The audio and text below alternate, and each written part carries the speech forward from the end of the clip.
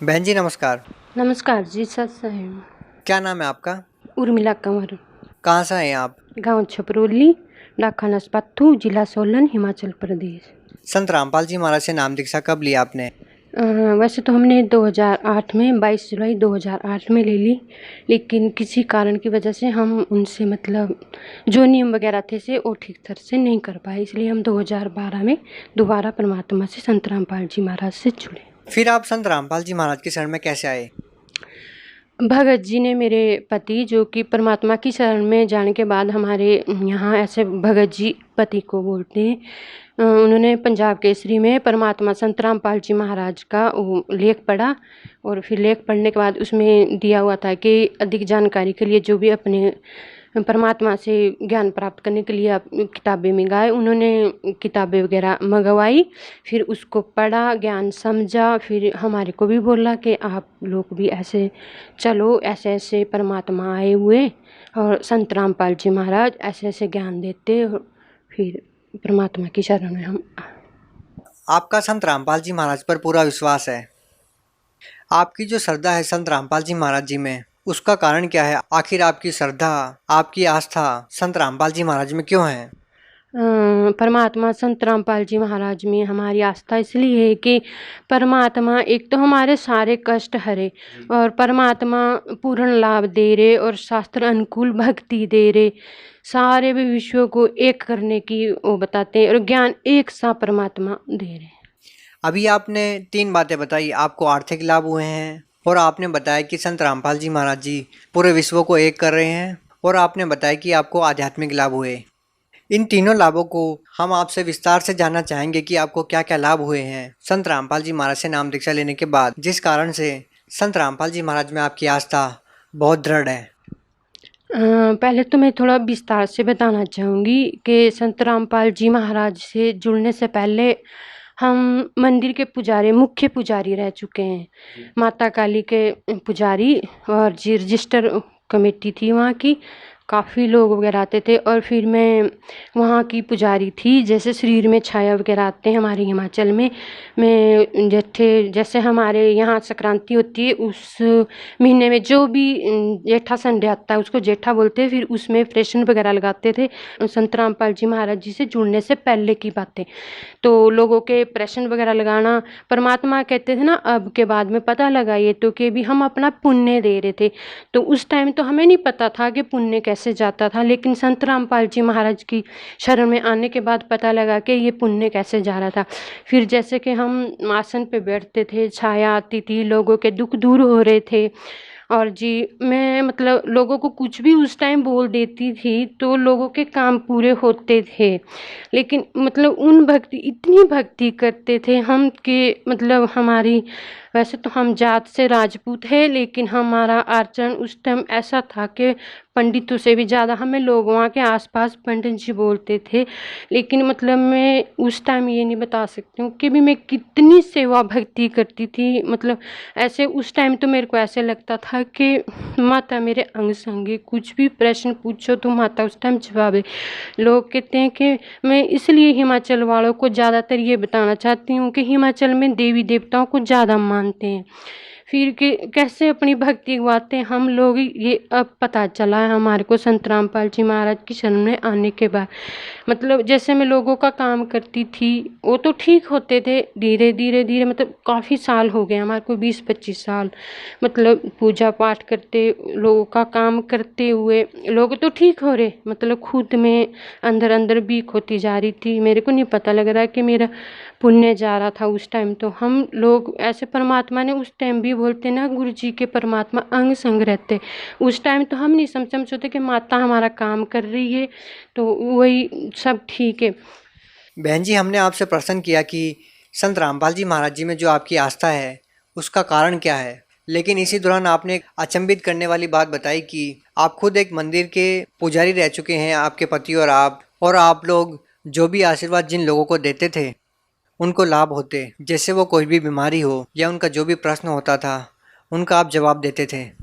मैं इसीलिए विस्तार पूर्वक बताना चाह रही थी कि संत रामपाल जी महाराज बाद में हम क्यों गए, और जी पहले क्योंकि मैं ताकि ये जो भी हिमाचल के ये मेरा इंटरव्यू जो भी हिमाचल वाले देखे ताकि उनको पता लगे, क्योंकि यहाँ के लोग कई ऐसे हैं कि शरीर में प्रवेश करती है माता है या कोई भी है, वो तो समझते हैं कि माता आ रही या जो भी आ रहा है, लेकिन वो भ्रमित परमात्मा का ज्ञान भी समझ आता है, लेकिन वो सोचते कि हम जाएं कैसे, क्योंकि हमारे देवी देवता रूट हो जाएंगे, फिर हमारे को कुछ ना कुछ विघ्न बाधा पड़ जाएगी, ताकि जिससे हम संत रामपाल जी महाराज की शरण में नहीं जा पा रहे हो। फिर संत रामपाल जी महाराज के शरण में जाने का कारण हमारा क्या रहा कि जैसे जैसे मतलब हम माता के काम तो कर रहे थे और हमने गुरु भी बना रखा था पहले, मतलब मंदिर तांत्रिक क्रिया करते थे वो।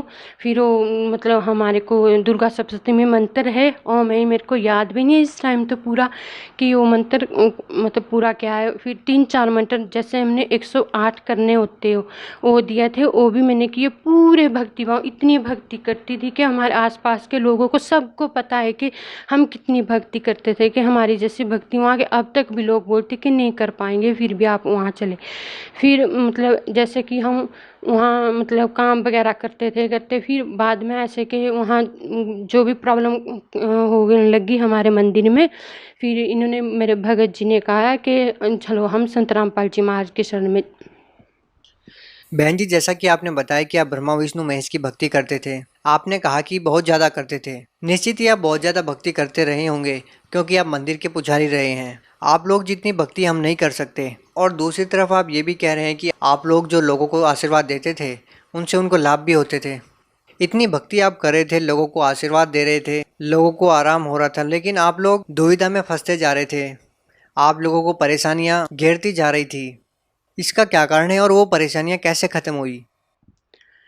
परेशानियाँ तो संत रामपाल जी महाराज की शरण में आके ही ख़त्म हुई, पर मैं थोड़ा-सा और बताना चाहूँगी, क्योंकि जो हमारे लोग मतलब यहाँ के भ्रमित हुए कि शरीर में मतलब प्रवेश कर चुकी है छाया किसी भी रूप में, ताकि वो इस इंटरव्यू को देख के मतलब कि परमात्मा की शरण में जाए, कि जैसे हम काम करते-करते सारा जो भी कुछ हमारा जैसे कैसे जो भी कुछ हुआ उस टाइम ऐसे कि भी पर माता से मैं अगर एक प्रश्न भी मतलब मैं इस टाइम शायद मेरा विश्वास नहीं करोगे आप लोग कि मैं ऐसे माता को ऐसे देखती। मैंने 2 बार साक्षात माता काली के दर्शन भी किए, और हमारे यहाँ बोलते हैं कि हनुमान की पूजा नहीं करती लेडीज़, लेकिन मैं हनुमान की पूजा भी करती थी। हनुमान के मुझे दर्शन दिए, पीठ पे पिटा के पूरे मतलब जैसे भी यहाँ का लोक है वो दिखाया था, अपने दर्शन दिए थे।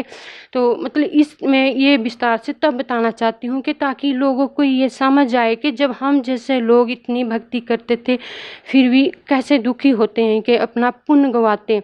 फिर वो काम के लोगों तो ठीक होते थे लेकिन खुद हम ऐसे हो रहे। फिर मेरे अचानक ही मतलब 2010 में 12 तारीख को मेरे इस पूरे शरीर में एक साइड ऐसे लग गया कि मेरा ये आधा शरीर अलग है आधा अलग है। जो हमने पहले गुरु बना रखे थे जो भी तांत्रिक क्रिया करते थे उनको फ़ोन करके बुलाया कि ऐसी ऐसी समस्या। वो मेरे को हंसने लगे कि बोलते आप तो शिव पार्वती की तरह अर्धनागरेश्वर जैसा बता रहे कि मेरे को ऐसे। उन्होंने काफ़ी इलाज किया जो भी मेरा करना था, लेकिन मैं उससे ठीक नहीं। क्या हो गया था? मेरे एक पूरे शरीर में एक सुनपन सा महसूस होता था। क्या हुआ बाद में मतलब डॉक्टरों की से उससे बोला कि शिकायत है, पर उस टाइम मतलब मेरे को जैसे लगता था कि वो भूत प्रेत या हमारे पुण्य खत्म हो रहे थे उस टाइम। तो अब लगा पता कि पुण्य खत्म हो रहे कि आधा शरीर अलग महसूस होता था आधा अलग। हम तांत्रिकों को मतलब जैसे खुद तो मंदिर में काम करते थे, लोगों के पास ये नहीं बताते कि हमारी ये समस्या हो रही, कि लोग बोलेंगे कि खुद तो दूसरों का काम करते। फिर दूसरों का काम करते हैं मतलब? जैसे कि भी लोगों के दुख दर्द वगैरह दूर करना, उनको सामान दे के वो तो ठीक होते थे, खुद हम दुखी होते जा रहे थे। फिर कि तब हम दूसरों के पास नहीं बताते थे कि मेरी इतनी हालत ख़राब हो गई, मैं दिन पर दिन ख़राब हो, मैं तो खाना बनाना तक दिक्कत हो गई। भगत जी सरकारी जॉब करते हैं, खाना मैं अकेली थी, 2 छोटे बच्चे, और खाना बनाना नहीं आता था उनको। मतलब इतनी हालत ख़राब हो गई मेरी कि मैं बाहर जाने के लिए भी मैं दीवारों का सहारा लेती थी। आपको कष्ट तो पहले ही थे, लेकिन आपने देवी देवताओं की पूजा करना बंद कर दिया संत रामपाल जी महाराज से नाम दीक्षा लेने के बाद। तो आपके साथ क्या स्थिति रही? संत रामपाल जी महाराज की शरण में आने के बाद हमारे मतलब इतने लाभ हुए हमें कि एक तो जो मेरी बीमारी मैं जैसे कि मैंने अपना इलाज पहले डॉक्टरों से भी करवाया था, आयुर्वेदिक से भी करवाया था, वैद्यों से, और पंजाब में पुंगा टिब्बी वहाँ से भी इंजेक्शन लगवाए से मुझे कहीं से भी कोई लाभ नहीं हुआ। संत रामपाल जी महाराज की शरण में आने के बाद 1-2 महीने में जैसे हमें पहला नाम उपदेश मिला था, हमें जैसे हमें नियम बताए थे, पूरे नियम हमने शुरू किए, उसी से मुझे मतलब लाभ शुरू हो गए थे। और जी संत रामपाल जी महाराज की शरण में आने के बाद मुझे मतलब मेरा जो एक तरफ डॉक्टर ने बोला था कि पैरालाइज की शिकायत है, डॉक्टर ने मेरा वो लिया था एक्सरे सिटी स्कैन, ये एक ही डॉक्टर ने बोला कि इसमें नाम क्या है आपका? उर्मिला कंवर। कितने साल पहले की बात है? ये 10 में किया हुआ हमने अभी तक इसलिए रखा हुआ कि संत रामपाल जी महाराज मतलब कितने लाभ देते अपने भक्तों को, जबकि हम मतलब देवी देवताओं की भक्ति करते थे तब हमें क्या लाभ हुए रहे थे, और अब परमात्मा की शरण में आने के बाद हमें क्या लाभ हुए। ये देखिए, लोगों को ये भी शंका होती है कि संत रामपाल जी महाराज जी का जो फोकस होता है वो देवी देवताओं के ऊपर होता है। क्या संत रामपाल जी महाराज जी कोई धर्म परिवर्तन करवा रहे हैं? क्योंकि हिमाचल में ज़्यादातर देवी देवताओं की ही पूजा होती है और आपने देवी देवताओं का जो मंदिर बना हुआ था उसको छोड़ दिया, तो फिर ये कोई एक साजिश तो नहीं कि आप लोग देवी देवताओं की ही पूजा छुड़वा रहे हैं? अन्य किसी धर्म के बारे में भी आप लोगों के कोई विचार हैं? सर, आप लोगों को ये गलतफहमी है कि संत रामपाल जी महाराज कोई मतलब धर्म परिवर्तन करा रहे। संत रामपाल जी महाराज कोई धर्म परिवर्तन नहीं करा रहे, वो तो हिंदू मुस्लिम सिख ईसाई सबको ये कह रहे हैं कि अपने धर्म शास्त्रों को देखो, उनके मतलब अनुकूल भक्ति करो, और जो भी आपसे जुड़े उनसे भी उसी भक्ति कराओ। ना कि मतलब लोगों का ये भ्रमित हो रहे है कि संत रामपाल जी महाराज देवी देवताओं की भक्ति छुड़ाते नहीं। संत रामपाल जी महाराज जी असली ज्ञान असली भक्ति दे रहे। आप और क्या कहना चाहेंगे संत रामपाल जी महाराज के बारे में भगत समाज को? भगत समाज से प्रार्थना करती हूँ कि संत रामपाल जी महाराज हमारे शास्त्रों के अनुकूल भक्ति दे रहे हैं, हमें जो हमारे शास्त्रों में लिखा हुआ वो भक्ति प्रदान कर रहे हैं। उन सभी भक्तों से यही प्रार्थना है कि संत रामपाल जी महाराज के ज्ञान को समझो और अच्छी तरह से समझो, अपने शास्त्र को भी देखो। परमात्मा शास्त्रों के विरुद्ध ज्ञान बता रहे हैं कि हमारे शास्त्र में क्या लिखा हुआ है, उसको समझो और समझने के बाद ज्ञान ग्रहण करो। जी, बहुत बहुत धन्यवाद आपका। सत्संग।